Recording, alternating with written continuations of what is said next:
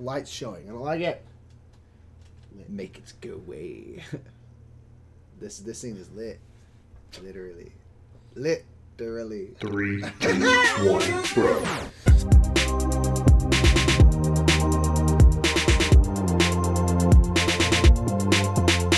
Hi, everybody. By the way, I'm Nick. No, Mike. We're the brothers Murph. This is our best of the week. 1, 2, 3, 4. Bet of the week. Get it. Bet of the week. I was so ready for it. I might be exhausted. I might You were have there. like a billion different roles in my You head. were there. But I also know my role as Mike Murphy. Human. You know what I mean? Yes, Mike has not been around all week. I haven't seen him since last Thursday. I know. I'm really After our sorry. stream. Really sorry about that. That's fine. It's okay. Man, I've been working. Miss everybody. Yeah, I've been in tech week and stuff, but board games, you know, Yeah. they don't stop for nobody. Gotta play anything? What'd you do this week? I Board games wise. Yeah, I did a lot of no. stuff. You didn't Yeah, do. board games were like those things that like I brought some with me, and then you're like, ha ha ha, yeah, Ha, ha, except ha. for no. Yeah. But I actually have played a couple games, Okay. 2 games, and both are my best of the week, man. And one is Railroad Inc. It's really great. The Blue Edition, Deep Blue Edition, the only one we have. Deep Blue Sea. We should put sharks in there. We should. Let's be honest. Oh my gosh. Deep Blue Sea is one of the best movies ever made. It's so good, dude. Yeah. If you try to trash it, Oh, I'm like, afraid not. No, It's afraid not. amazing. Big finger waggle. Waggle the finger on that one. Afraid not. Uh-huh.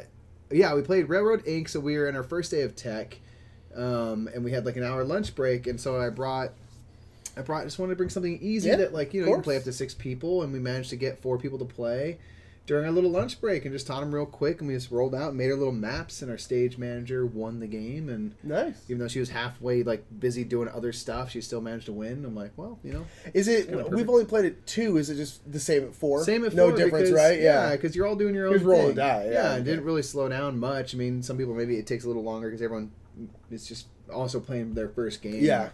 But yeah, so it was really great. Went over great. Everyone like really liked it, and I was just like, all right, cool, man. Yeah, we rolling played rights, you know? Railroad Inc. on the plane ride home from Gen Con like 6 or 7 times. And I really like, as It's of right super fun. now, that's my favorite rolling ride. I really like Metro X. I really like Welcome To, which are the 2 other ones we played. Yeah. But I really like Railroad Inc. It's just super interesting. I love it. It's super fun, and it's just like really interesting. It's just like a little puzzle you're making for yourself. We didn't play with any expansions or anything like that, Those but make it so hard. yeah, but we just played the standard game, and it went over really well. Great. And the other thing I managed to play was Shadows in Kyoto, right over there, and I played that with my sweet love Karen.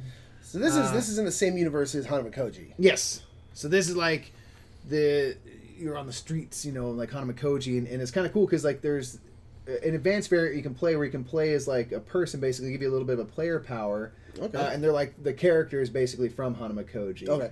And so it's just kind of cool, but it's a very different game. It's kind of Yeah. almost like an abstracty, stratego-y type thing where you have agents that are these little pawns on the board, and you're moving forward. And you're trying to figure out basically what the agents are, because there's levels 0, 1, 2, and 3. Yeah. A lot of them are agents that have false intelligence, and a couple that have real intelligence. So you're trying to either get the opponent to capture 3 of your agents who have false intelligence, so it's like not necessarily bad if you get captured. Yeah. But you also want to try to make sure you capture their people with real intelligence, or move someone with your real intelligence. There's a couple ways to win, right? Yeah, there's 3. Yeah. There's 3, and so that was just like super fun. We played 3 games.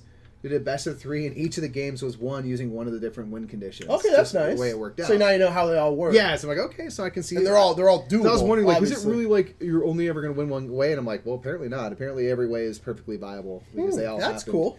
Yeah, and it's just really fun, really different than Hanamakoji, but very simple in terms of you just play a card which allows you to move, or you play a tactics card which allows you to kind of break some of the movement rules, but it's very simple. Just symbology and iconography, so it's like language independent. Nice. And yeah, really great game, really liked it. And good because it has the vibe of Hanamakoji, but it's a completely different style game. Totally. So it's very cool. So those Yeah, are my Emperor 2. S4 is killing it with all those games. I really yeah. want to play that. I want just because I love the look of them all, And Yeah. like, They're Cool. super neat. But what about you, man? so I didn't honestly haven't You played any games? I have played a couple, but I really haven't because you're not around. I haven't played that many more. Not bad. But I did. Crookie came over on Monday night and we played a couple games. But my favorite of the lot right now, at least on that night, was Kitchen Rush. Kapah! I really like Kitchen Rush. Yeah. Kitchen Rush is a game that you were very, very interested in. I was interested in too, but you were just super interested. But it's a game. It's a co-op worker placement game, which don't really exist, which is interesting. No, yeah. But you're in a kitchen and you're having to make orders. See the orders, potatoes and dumplings or whatever it is. A whole bunch. There's tons and tons of different orders. And all of your workers, each player has 2 workers, and there are these little sand timers that are 30-second sand timers. So when you move to a different spot in the kitchen, like to go get an order or to go wash dishes or to go get supplies from the storage locker, you have to flip over your sand timer, and then you have to wait for that sand timer to run out before you can move that worker again. And then when you move it again, you have to flip it over again. So it's this constant rushing to do stuff because each round, the game is 4 rounds long. Each round is 4 minutes. It's all timed. Yeah, real time. So there's not that much you can do. Not at all. It's just like you have to figure out what it is you need to do, and you spend time in between those rounds like planning, kind of like, okay, I'm gonna pick up an order or 2. But each of these orders, they have to have certain ingredients, they have to have certain spices, they also have to be cooked a certain amount of time. Yeah. So you have to go to the oven to cook it, which you bring it down on the cooking sheet, and then you got to go again because it needs to be cooked to 3, so you got to try to cook as much as humanly possible, because if you don't finish it in that round, in the round you take it, you can finish it a later round, but you're going to lose a prestige point because you're making your customers wait. Yeah, they don't want to wait. And then if you get your order wrong, which is way easier than it sounds, because you need 3 carrots and 2 pastas. You put it down on the plate, your stuff. It's in there. It's in the pot. Yeah. It's already cooking in there. Oh. So you add 1 more pasta you need to, and then you're going to lose a prestige point, and then it all wipes, and you have to start over. You have to start over again. And man, it's tough, but it is super fun. One thing that's fascinating is like you have to wait for the amount of time, like your sand timer has to empty before you can move it. Yeah. But as long as once it's there and you flip it, you can do that action and you can continue to do it forever. So if you want to be on like the shopping space, you can just keep shopping for stuff. And like Nick's like going to the storage area, so I'll be here and I'll just keep my person there so I can shop some more, put some things in there in the storage area. Nick's already have his thing in there that's already run out. Yeah. And he does that and then finally moves. So you can get way more strategic than we've ever been. Oh yeah, for sure. And it's so hectic in the moment because you have 4 minutes, which is a decent amount of time, but it's not that much time. And you're just trying so hard to just and you have like one little helper that each of you can use. So everyone's just moving, and then you're just sitting there like. And then there's always workers. Yeah, and that's the problem is you have to pay everyone at the end of it. And man, paying people is hard. It's expensive. And it's just one of those things where there's every single round there's always at least a couple seconds where everyone's just like waiting for your workers to run out. You're like, come on. And you go again, and it's just it's an absolute blast. Yeah. And we've only ever played it on easy mode.